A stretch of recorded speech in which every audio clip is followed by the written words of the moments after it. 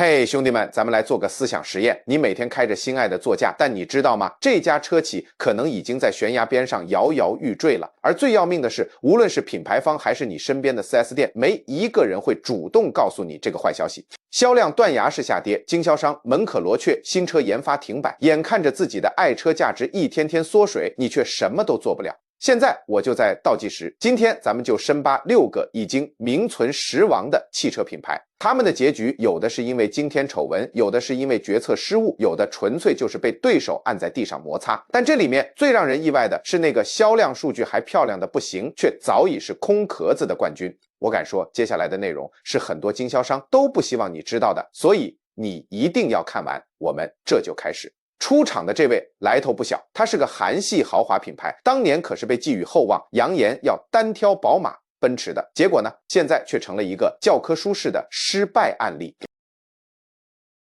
第6名是 Genesis， 性价比豪华的伪命题。作为现代汽车旗下的豪华品牌，它从诞生之初就怀揣着一个宏伟的目标，向德系3巨头发起挑战。它的商业逻辑听上去简直完美无瑕，用德系豪车级别的品质设计和技术确定一个低于对手的价格，这不就是触手可及的奢华吗？问题恰恰出在这里。豪华车买家追求的从来不是便宜，而是稀缺性与身份认同，而捷恩斯最大的短板正是品牌力。在很多人看来，它本质上还是一辆披着高级西装的现代车，品牌标签难以撕掉，销量数据也印证了这一点。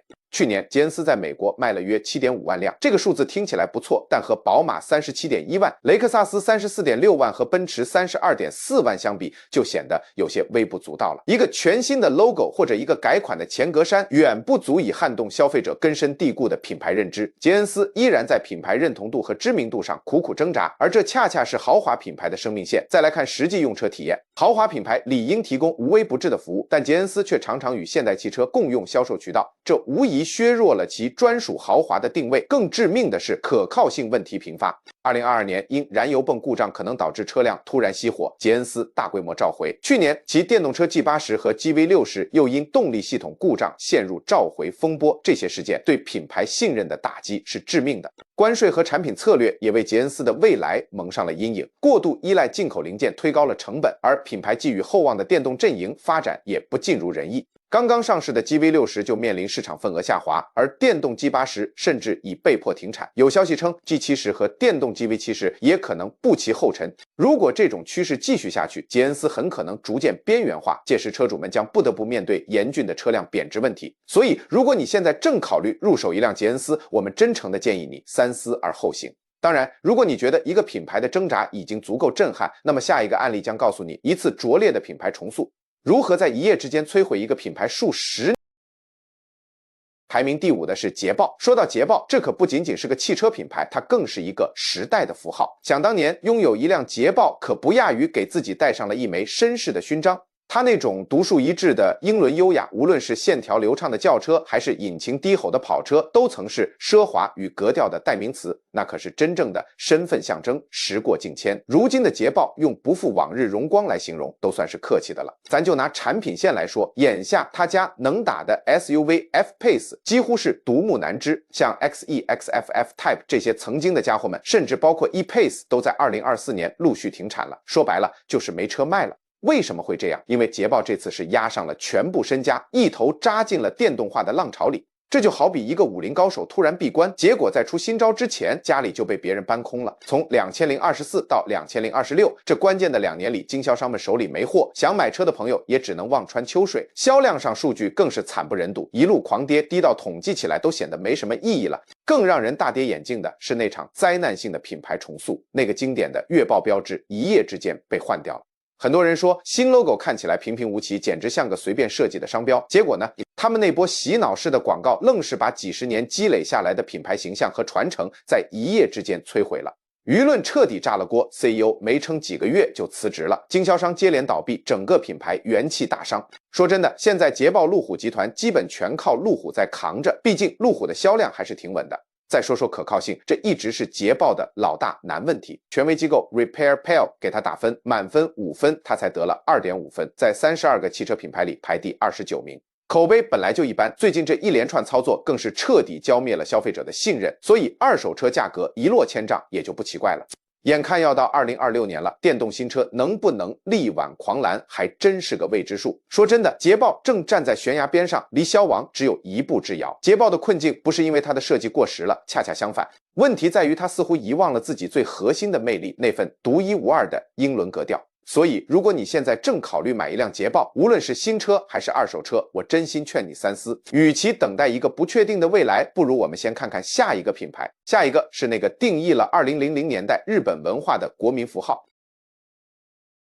咱们接着说，排在第4位的这位，曾经可不是一般的风光，简直是拉力赛场的战神，也是街头巷尾的性能符号。他给我们带来了像 EVO、Eclipse GT 这种刻在骨子里的情怀神车，说的就是30。想当年一提到30，大家想到的是什么？是性能小钢炮的性价比，是皮实耐造的越野能力，是那种开不坏的可靠劲儿，这就是它的金字招牌。可如今这位昔日的王者却在为生存苦苦挣扎，数据最有说服力。2002年30在美国一年能卖出34万多台车，风光无限。20年过去，销量直接跳水，只剩8.6万辆。这跌幅看着都让人唏嘘。更要命的是，到了2025年，美国那边的新关税又来火上浇油，一堆车卡在港口动弹不得，30没办法，只能涨价。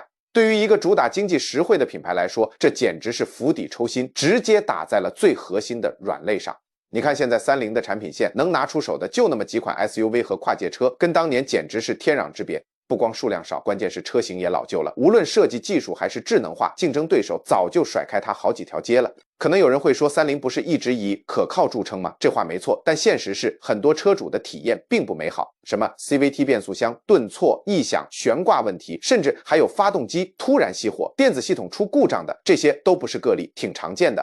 你以为这些就是全部了？那可太小看30这几年的剧本了。它的信誉和口碑早已不是一天两天崩塌的。时间拉回到2000年，它就爆出过丑闻，为了掩盖严重的机械缺陷，故意隐瞒车主，把人家的安全当儿戏，这一下就把消费者的信任彻底砸没了。好不容易缓过点劲儿，2016年又爆出油耗数据造假，涉及62万5千辆车，后果高管引咎辞职，警察上门调查，官司缠身，公司市值一夜之间腰斩，简直是灭顶之灾。惨到什么程度？连亲兄弟日产都看不下去了，只能伸手接盘控股30，想拉兄弟一把。所以说现在的30真的有点失魂了，它丢了最鲜明的特点，未来到底该怎么走也没个清晰的蓝图。你看着那个车标还是那么有历史感，但旗下的车却早已配不上这个曾经的荣光。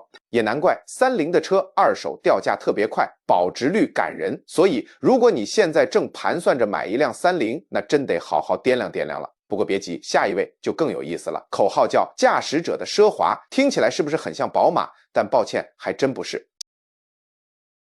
第3名，英菲尼迪。如果说豪华品牌的江湖是一场大逃杀，那么英菲尼迪这位曾经的东瀛武士，如今正站在悬崖边上，岌岌可危。想当年，英菲尼迪可是被寄予厚望的明日之星，是日产向雷克萨斯发起的正面挑战书。它精准地抓住了那批既要宝马的操控乐趣，又要日系的皮实耐用的车主。那些 V6、V8 发动机动力澎湃又结实耐用 G35 的锐利 FX 系列的霸气 QX80 的豪华，共同定义了一个属于英菲尼迪的黄金时代。那时候的英菲尼迪绝不是一个廉价的豪华标签，它有自己的鲜明个性，甚至死忠粉丝。时过境迁，如今它却像一个被抽走了灵魂的空壳，只能靠借来的时间来维持最后的体面。数据是最无情的判官。2017年在美国市场，英菲尼迪一年还能卖出 15.3 万辆车，到了2024年，销量断崖式下跌到只有 5.8 万，比上一年还少了 10%。销量不行，就只能收缩阵线，独立的展厅关了，乖乖退回到日产 4S 店里抱大腿。车型更是捉襟见肘，轿车 Q50 早已停产， QX50 和 QX55 也将在2025年告别舞台，现在只剩下 QX60 和 QX80 两员老将苦苦支撑。它的衰落其实早在2000年代中期就埋下了祸根。当时的品牌管理者急功近利，想要自我革新，却忘了自己的立身之本——极致的性能。他们丢掉了最擅长的性能操控，转身去和普通豪华品牌的 SUV 硬碰硬，结果两头不讨好。虽然可靠性口碑尚在，但问题也不少。老款车型的 CVT 变速箱频频罢工，数万辆车因为发动机突然熄火、安全气囊缺陷、刹车卡钳问题被召回。这些黑历史像一把把锤子，把消费者者的信心和二手车的残值砸得稀碎。当然，英菲尼迪也没有放弃，他们把所有希望都压注在未来的新车和电动化转型上，能不能翻盘犹未可知。但对现在的车主和潜在买家来说，现实却很骨感。你的爱车在以惊人的速度贬值，想找个方便的 4S 店维修保养也越来越难。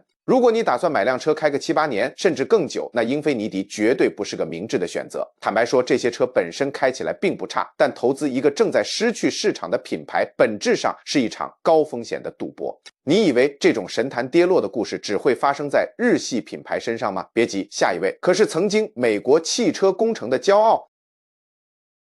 在汽车品牌的世界里，总有一些名字承载着一代人的记忆，而克莱斯勒无疑是其中最耀眼的一个。曾经，它就是数百万美国家庭的梦中情车。几十年来，克莱斯勒不仅仅是造车，它更是在定义家用车的标准，用创新的技术、极致的舒适和超值的实用，打造出人人买得起的座驾。记住这两个历史性时刻：一、Hemi V8 引擎第一个量产给大众的 V8 心脏，从此点燃了美式肌肉车的激情。二、MPV 小型货车，他们发明了这个品类，彻底改变了美国家庭出游的方式，开创了一个全新的时代。在那个黄金年代，克莱斯勒的 logo 就代表着尊重与体面，它早已融入了美国文化的血脉里。巅峰时期，一年就能卖出超过64万辆车。时代的车轮滚滚向前，克莱斯勒却似乎被落下了。到2024年，年销量骤降至12.5万辆，相比巅峰时期暴跌了80%。而2025年的数据更是让人忧心忡忡，销量正在滑向历史冰点。问题出在哪儿？简单来说，就是吃老本。当竞争对手们纷纷换代，拥抱新技术时，克莱斯勒还在啃老旧的技术平台。多年来，他们似乎只会对自家唯一的门面担当克莱斯勒300进行一些小修小补的年度改款。更致命的是，2023年这款最具标志性的轿车也正式停产，为克莱斯勒的辉煌历史画上了一个令人惋惜的句号。如今，整个品牌就指着两款车在苦苦支撑：一、Voyager 巡游者主要还在当出租车或公司用车，虽然最近想重新卖给普通消费者，但市场反响平平。二、Pacifica， 这是克莱斯勒唯一真正面向家庭消费者的车型，也勉强算是品牌的独苗了。但问题是，本田奥德赛、起亚嘉华、丰田塞纳这些对手在技术可靠性和保值率上简直是降维打击。Pacifica 销量下滑11%也就不足为奇了。雪上加霜的是，经销商网络也在不断萎缩，买车和修车都变得越来越难。那还有没有复兴的希望？比如搞电动车。曾经 Airflow 电动车被寄予厚望，被看作是克莱斯勒的救命稻草。但可惜 Stellantis 集团最终还是砍掉了这个项目，理由很简单，开发成本太高，技术又不够看，还没上市就已经过时了。所以克莱斯勒的未来如今充满了巨大的不确定性，这可不是危言耸听。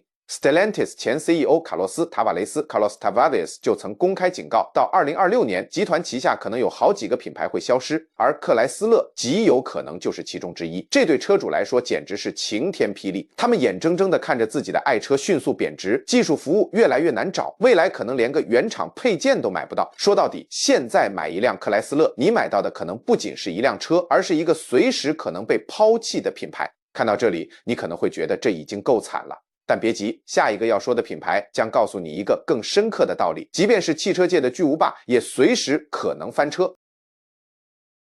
各位车迷朋友们，今天我们要聊一个可能让你大跌眼镜的名字，它就是刚刚登顶某榜单的日产。没错，你没听错，就是日产。这个选择让不少人感到意外，但背后的理由确实让人深思。想当年，日产可是妥妥的全球汽车巨头，几十年来，它几乎是卓越工程、大胆创新和可靠耐用的代名词。那些驰骋在世界各地的经典车型，不仅定义了一个时代，更陪伴了几代人成长。从性能猛兽 GTR 到硬派越野 Armada， 再到家用常青树 Altima 和皮卡 Frontier， 每一款都堪称传奇。曾经的王者，如今却走到了悬崖边上。你可能要问了，销量不是还行吗？2024年光是美国市场，日产就卖出了86.5万辆车，光看数字似乎还不错，但冰冷的数字背后是公司内部一场彻头彻尾的危机。我们先看几个重磅炸弹：一、旗舰停产，曾经的移动大沙发 Maxima 在2023年悄然停产，销量断崖式下跌。紧接着，另一款主力轿车 Altima 也步入了后尘。二、巨亏财报，全球范围内日产报告亏损高达45亿美元。营业利润更是惨遭腰斩再腰斩，一年内暴跌了90%。三、销量崩盘，全球销量从2017年的580万辆锐减到2024年的330万辆，几乎腰斩。面对这样的困局，日产不得不动起了外科手术，裁员近2万人，大幅削减产能，多家工厂被迫关闭。更致命的是，它在电动化未来上也折戟沉沙。前不久，日产砍掉了关键的 Aria 电动车项目，还取消了另外2款面向美国市场的全新电动车计划。这意味着什么？意味着这个曾经的创新先锋，如今在电动化赛道上几乎失去了未来的入场券。不是跑不快，是连起跑线都快找不到了。日产的衰落绝非一日之寒。裂痕早在几年前就已经蔓延。2018年，那个曾经力挽狂澜的成本杀手 CEO 卡洛斯·戈恩因涉嫌财务造假被捕，引爆了一场席卷全球的企业信任危机。这不仅仅是丑闻，更是对日产内部管理和盟友关系的一次沉重打击。雪上加霜的是，后续的排放门和油耗造假丑闻更是彻底摧毁了他在公众心中的信誉，品牌形象一落千丈。进入2024年，日产试图通过联姻来自救，与本田展开合并谈判，但结果大家也知道了。本田要求完全控制权谈判最终破裂，此后日产就一直像在迷雾中航行的船，拼命寻找新的联盟，至今仍无果而终。据内部消息人士透露，这家公司可能只剩下12到14个月的窗口期，必须在找到新的主要投资者之前稳住阵脚。这已经不是艰难2字可以形容的处境了。看到这里，屏幕前的你如果正在考虑入手一辆日产，那真的需要冷静下来，好好掂量掂量了。因为当一个车企为了活下去而暂时最终为这场豪赌买单的，往往不是股东，而是我们这些普通消费者。你的爱车会不会在未来面临维修保养无门的窘境？它的保值率会不会继续下滑？所以在做出决定前，请务必多做功课，把眼光放长远。毕竟我们买的不仅仅是一辆车，更是一个长期的伙伴，它不应该成为我们钱包里的沉重负担。好了，今天的分享就到这里。那么这份榜单让你最感到震惊的品牌是哪个？或者你和日产之间有什么特别的回忆和故事？欢迎在评论区里聊聊。如果觉得我的分析对你有启发，别忘了点赞关注，我们下期视频再见。